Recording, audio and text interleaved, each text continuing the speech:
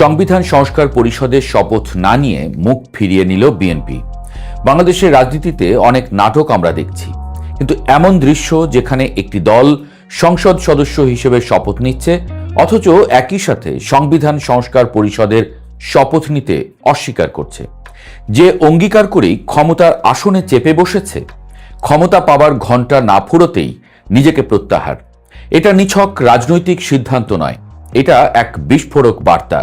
প্রশ্ন একটাই, বিএনপি কি শুরুতেই জুলাইয়ের জনরায়কে বৃদ্ধাঙ্গুলি দেখালো, নাকি এটি এক হিসাবী রাজনৈতিক চাল? ত্রয়োদশ জাতীয় সংসদ নির্বাচনের পর যখন গণভোটে হ্যাঁ জয়ী হলো, তখন রাষ্ট্রপতির জারি করা জুলাই জাতীয় সনদ বাস্তবায়ন আদেশ 2025 অনুযায়ী পরিষদ গঠনের পথ খুলে যায়। আদেশ স্পষ্ট, নির্বাচিত সংসদ সদস্যরা একই সাথে সংবিধান সংস্কার পরিষদের সদস্য হিসেবেও কাজ করবেন, কোরাম 60 জন। কিন্তু শপথের দিন সকালে নাটকীয় দৃশ্য, সাদা আর নীল দুটি আলাদা ফর্ম হাতে দাঁড়িয়ে বিএনপির স্থায়ী কমিটির সদস্য সালাউদ্দিন আহমদ ঘোষণা করলেন যে তারা সংসদ সদস্য হিসেবে শপথ নেবেন, কিন্তু সংবিধান সংস্কার পরিষদের সদস্য হিসেবে শপথ নেবেন না। তাদের যুক্তি কি?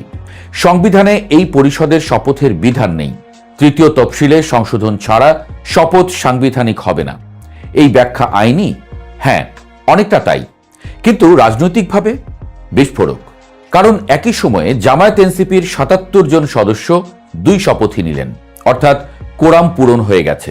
চাইলে তারা পরিষদ আহ্বান করে সংবিধান সংশোধনের কাজ শুরু করতে পারেন। এখানেই তৈরি হয়েছে সবচেয়ে বড় প্রশ্ন, বাংলাদেশ কি এখন দ্বৈত সাংবিধানিক পথে হাঁটছে?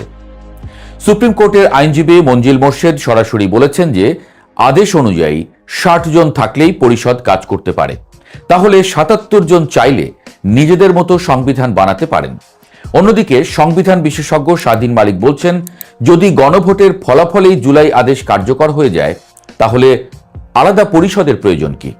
এইদিকে গণভোটকে বাতিল করার জন্য হাইকোর্টে রিট করা হয়েছে, অর্থাৎ প্রয়োজনীয়তা আছে, অর্থাৎ আইন নিজেই নিজের সঙ্গে সংঘাতে। রাজনৈতিক প্রতিক্রিয়া তা ছিল আরও তীব্র।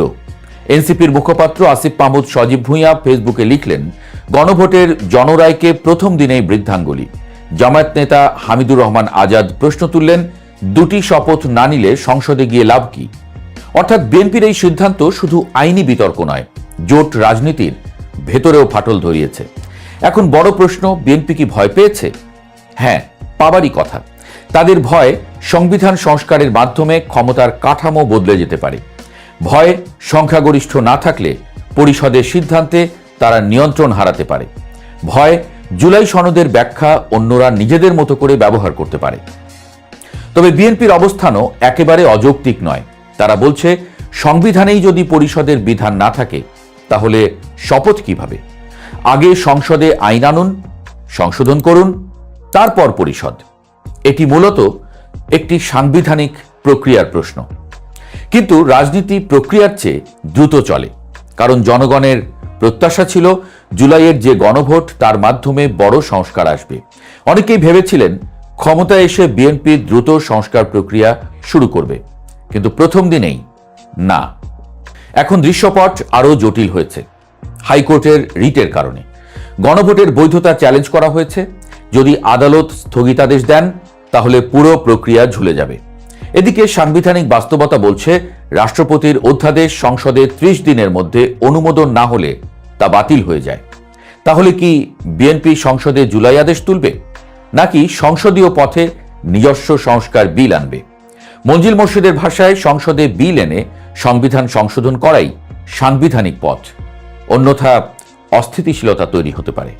এখানেই মূল নাটক। কারণ যদি জামায়াত এনসিপি নিজেদের পরিষদ আহ্বান করে, আলাদা সিদ্ধান্ত নেয়, আর বিএনপি সংসদীয় পথে আলাদা বিল আনে, তাহলে দেশে কার্যত 2 রাজনৈতিক কেন্দ্র তৈরি হবে। এটি কেবল আইনগত প্রশ্ন নয়, এটি ক্ষমতার প্রশ্ন। আর বাংলাদেশের ইতিহাস বলে, ক্ষমতার প্রশ্ন কখনো শান্ত থাকে না।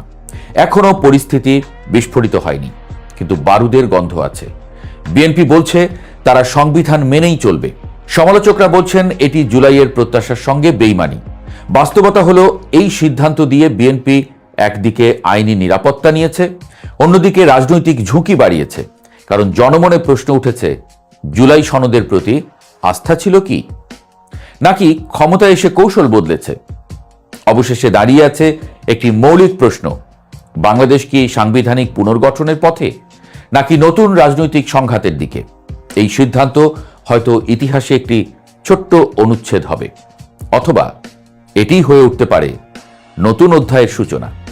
কারণ রাজনীতিতে কখনো কখনো শপথের শব্দের চেয়েও বেশি শক্তিশালী হয় শপথ না নেয়ার সিদ্ধান্ত। আর এই সিদ্ধান্তই এখন বাংলাদেশের রাজনীতিকে ঠেলে দিয়েছে এক অনিশ্চিত, উত্তেজনাপূর্ণ, অজানা ভবিষ্যতের দিকে।